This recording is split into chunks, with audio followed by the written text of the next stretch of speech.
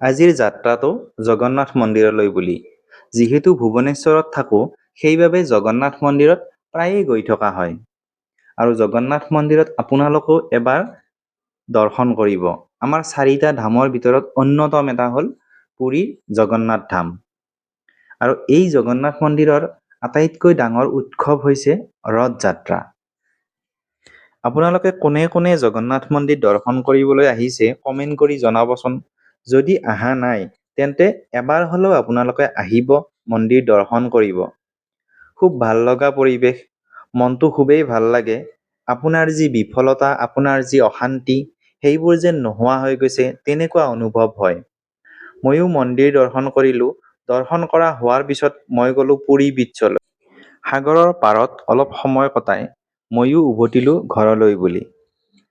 ভিডিঅ'টো চাই কেনেকুৱা পালে কমেণ্ট কৰি জনাব।